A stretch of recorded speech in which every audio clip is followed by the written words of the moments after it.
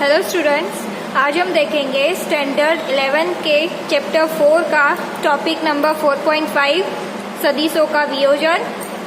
इसके बारे में पढ़ेंगे। इसको मैंने 2 वीडियो में डिवाइड किया है। तो पहले वीडियो में हम इसका बेसिक पढ़ेंगे, एकांक सदिश क्या होता है। उसके पिछले वीडियो में हम उदाहरण 4.1 तक पढ़ चुके थे। तो चलिए यहाँ पे नई चीज़ एक पढ़ेंगे कि एकांक सदिश क्या होता है।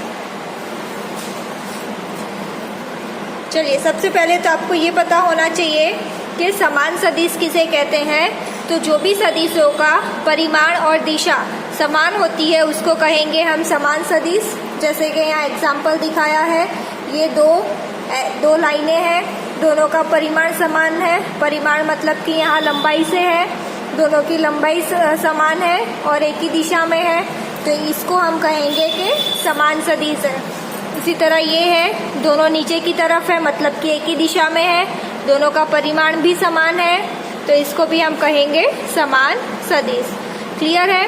तो जो भी सदिशों के परिमाण और दिशा एक ही दिशा में हो उसको हम कहेंगे समान सदिश। चलिए अब हम देखते हैं नई चीज़ इसमें, एकांक सदिश, जो कि आपको बहुत अच्छे से समझनी है।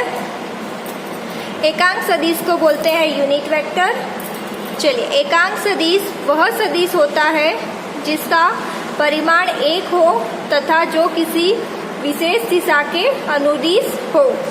एकांक सदिश का परिमाण 1 ही होता है, इसकी कीमत होती है 1 और यह किसी विशेष दिशा को बताता है। इसकी न तो कोई विमा होती है और ना ही मात्रक होता है। एकांक सदिश की ना कोई विमा होगी और ना कोई मात्रक होगा, सिर्फ और सिर्फ दिशा व्यक्त करने के लिए उपयोग किया जाता है। ये चीज़ें याद रखना कि उसकी कोई विमा और मात्रक नहीं होता।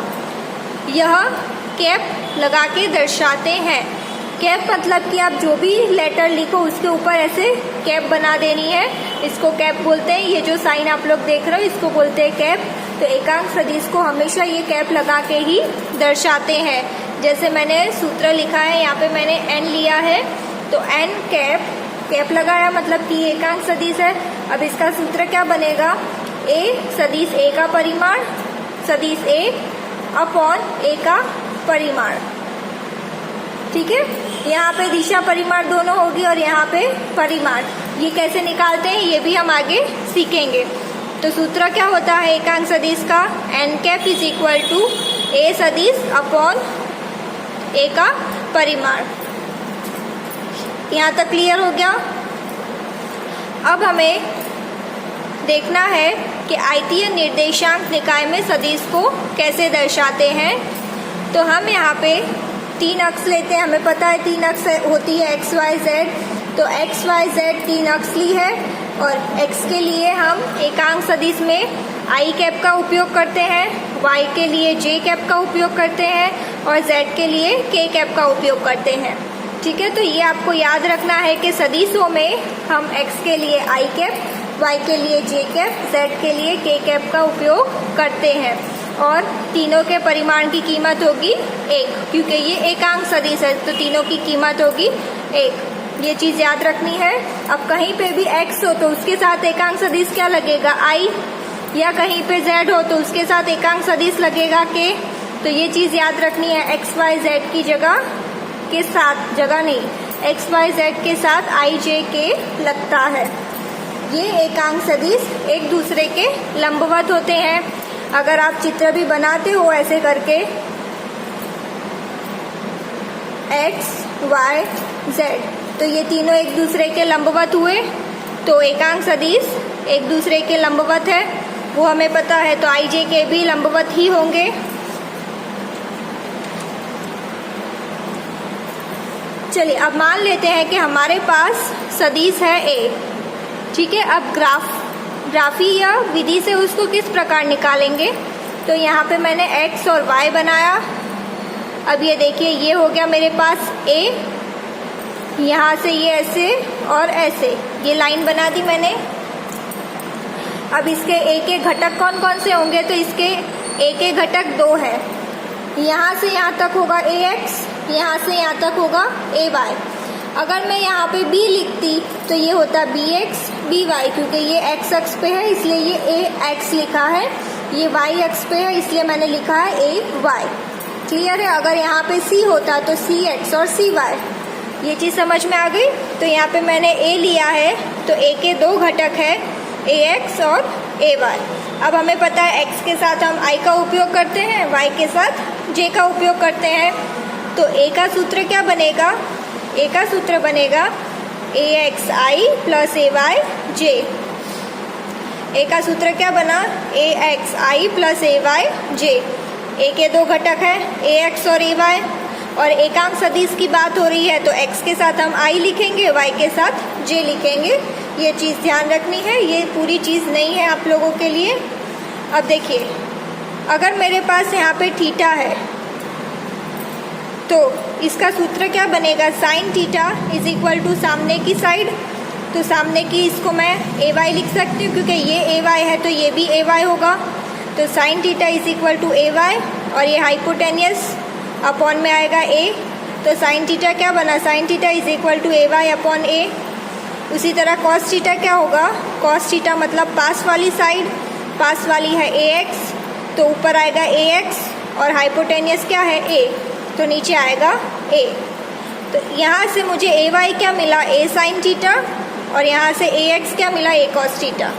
ये चीज़ क्लियर है। ये पूरी की पूरी चीज़ आपको माइंड में एकदम क्लियर होनी चाहिए, कभी भी पूछे तो याद होना चाहिए, क्योंकि ये सब न्यूमेरिकल में भी यूज़ होंगे। तो ए वाई की कीमत है ए साइन थीटा, ए एक्स की है ए कॉस थीटा। अब अगर मैं दोनों को जोड़ती हूँ, ए एक्स स्क्वायर प्लस ए वाई स्क्वायर करूँगी तो क्या मिलेगी कीमत? ए एक्स की जगह ये लिख दो तो ए स्क्वायर कॉस स्क्वायर थीटा, और ए वाई की जगह ये तो ए स्क्वायर साइन स्क्वायर थीटा। दोनों में से ए स्क्वायर को कॉमन निकाला तो क्या बचा? Sine square theta plus cos square theta.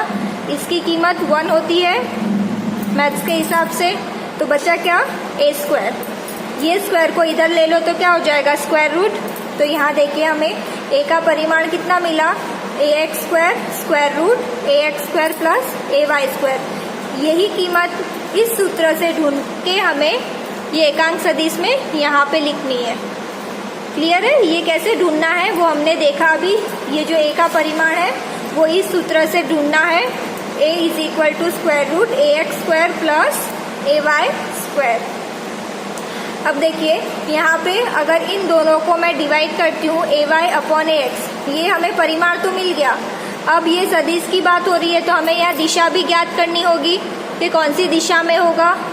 तो ए Y upon A x, A Y कितना है? ए साइन थीटा, ए एक्स ए कॉस थीटा, ए कैंसर, तो साइन अपॉन कॉस क्या होगा? Tan theta. तो 10 को इधर ले जाएंगे तो इसको किस प्रकार लिखेंगे? थीटा इज इक्वल टू 10 इधर जाएगा तो 10 inverse A Y upon A x. तो यहाँ पे ये थीटा क्या बता रहा है? थीटा हमें दिशा बता रहा है। जैसे कि यहाँ पे देख सकते हैं ये थीटा था तभी तो ये हमें पता चला। ठीक है, तो थीटा हमें क्या बताएगा? दिशा बताएगा। तो परिमाण ढूंढने का सूत्र है स्क्वायर रूट ए एक्स स्क्वायर प्लस ए वाई स्क्वायर, और दिशा ढूंढने के लिए 10 inverse A Y upon A x. ये चीज़ क्लियर है?